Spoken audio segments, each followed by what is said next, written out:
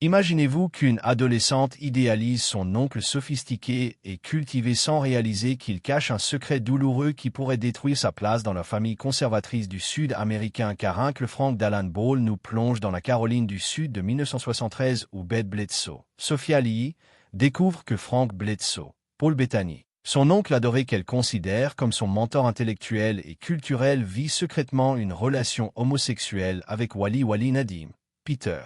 McDicey, professeur de littérature arabe à l'Université de New York, et quand le patriarche homophobe de la famille meurt brutalement, Frank et Bette entreprennent un road trip émotionnel vers les funérailles familiales qui va révéler les traumas profonds du passé et forcer Frank à affronter la honte et la culpabilité qui l'ont hanté depuis son adolescence dans cette communauté sudiste religieuse et traditionnaliste. L'histoire commence en 1969 quand Bette, jeune fille de 14 ans, vit étouffée dans la petite ville fictive de Creekville en Caroline du Sud où sa famille élargie incarne parfaitement les valeurs conservatrices du Sud profond américain avec son père Mike, Steve Zahn, mécanicien bon vivant mais intellectuellement limité, sa mère Betty, Judy Greer, femme au foyer dévote et soumise, et surtout son grand-père Daddy Mac, Stephen Root, patriarche tyrannique qui règne sur le clan Bledsoe avec une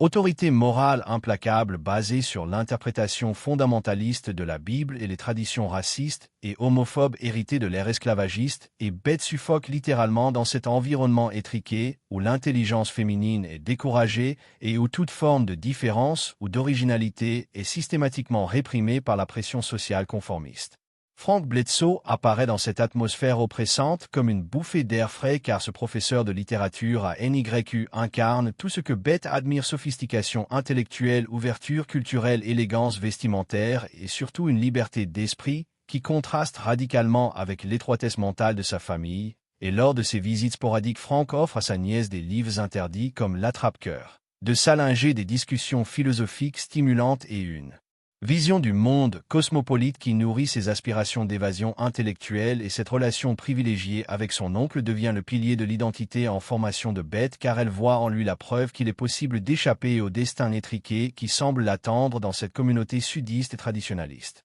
Cependant, Frank cache soigneusement les véritables raisons de son exil new-yorkais car il a fui sa famille d'origine pour échapper à la honte écrasante de son homosexualité dans une société où cette orientation sexuelle est considérée comme une maladie mentale honteuse et un péché mortel passible de damnation éternelle, et cette dissimulation constante lui coûte un effort psychologique énorme car il doit maintenir une façade hétérosexuelle crédible lors de ses rares visites familiales tout en refoulant sa véritable personnalité et ses émotions authentiques, et cette schizophrénie identitaire permanente a créé chez lui une mélancolie profonde et une tendance à l'alcoolisme qui compense partiellement la tension insoutenable de vivre dans le mensonge perpétuel.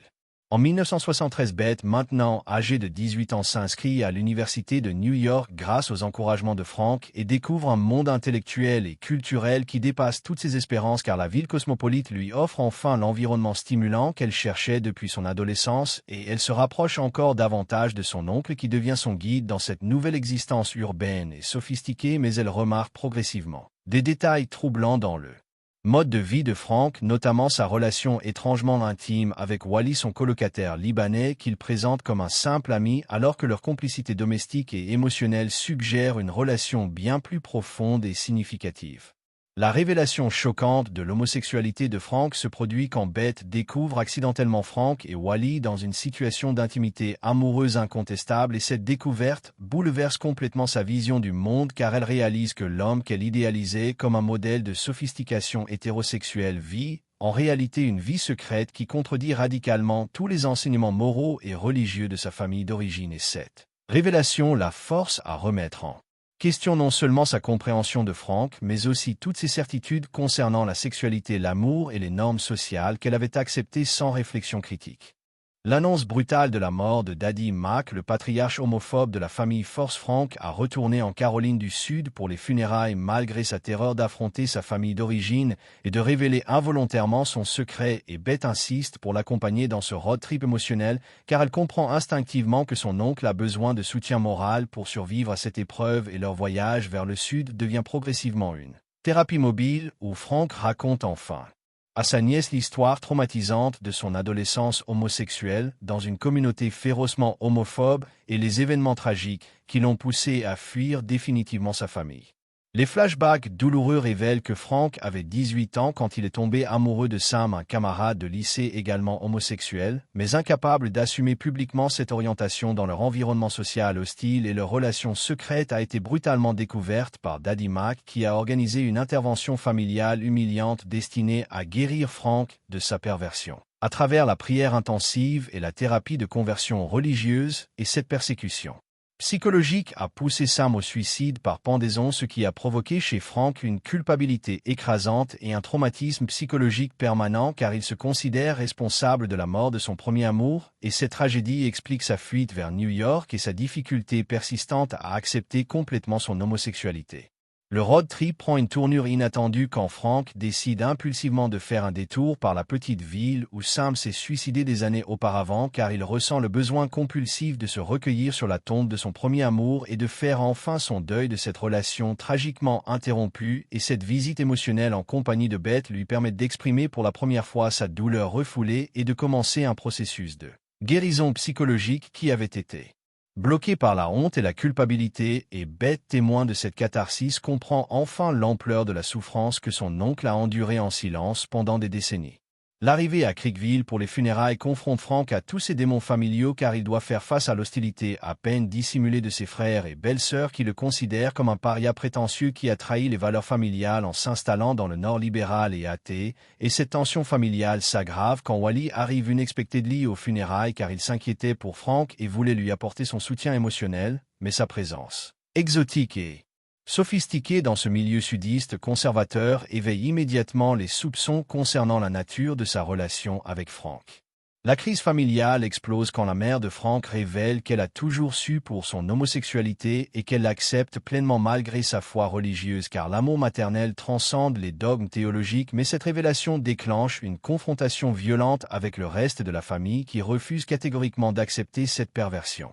Dans leur lignée respectable, et Frank se retrouve once again ostracisé et rejeté par son clan d'origine, mais cette fois il trouve le courage de défendre sa dignité et son droit au bonheur grâce au soutien inconditionnel de Beth et à la présence rassurante de Wally qui représente son avenir authentique. Beth, courageuse et déterminée, prend publiquement la défense de son oncle lors des funérailles en déclarant devant toute l'assemblée familiale que Frank est l'homme le plus intelligent, généreux et aimant qu'elle connaisse, et que son orientation sexuelle ne diminue en rien sa valeur humaine, et cette déclaration courageuse d'une jeune femme de 18 ans face à toute sa famille conservatrice marque sa transition définitive vers l'âge adulte et son émancipation intellectuelle. Morale des préjugés de son environnement d'origine, et son geste solidaire permet à Frank de retrouver sa dignité et de partir définitivement libéré du poids de la culpabilité familiale. Le retour à New York transforme Frank en homme nouveau, car il a finalement fait la paix avec son passé et peut maintenant vivre pleinement sa relation avec Wally sans la honte paralysante qui l'empêchait auparavant d'accepter complètement son bonheur, et cette libération psychologique lui permet d'exprimer enfin ouvertement son amour et sa gratitude envers Wally, qui l'avait attendu patiemment pendant des années sans jamais le presser de révéler publiquement leur relation, et leur couple peut maintenant s'épanouir dans la vérité et l'authenticité après des années de dissimulation épuisante. L'épilogue optimiste montre Beth devenue femme indépendante et émancipée qui maintient une relation privilégiée avec Frank, et Wally désormais couple officiellement reconnu et assumé, et cette évolution positive témoigne de la possibilité de créer des familles choisies basées sur l'amour et l'acceptation mutuelle plutôt que sur les liens biologiques toxiques et l'adhésion aveugle aux traditions oppressives, et Beth a hérité de son oncle non seulement sa sophistication intellectuelle, mais aussi son courage moral et sa capacité à remettre en question les préjugés sociaux pour défendre la dignité humaine universelle. Le message universel d'Uncle Frank explore les thèmes de l'acceptation familiale et de l'émancipation individuelle face aux traditions oppressives, car le film démontre comment l'amour authentique peut triompher des préjugés religieux et sociaux quand les individus trouvent le courage de défendre leurs valeurs humanistes contre la pression conformiste, et il suggère que la véritable maturité consiste à développer sa propre boussole morale indépendamment des enseignements familiaux toxiques, et que les liens affectifs les plus précieux se construisent souvent entre des personnes qui partagent les mêmes aspirations à la liberté et à l'authenticité plutôt qu'entre des parents biologiques incapables d'accepter la différence et la diversité humaine.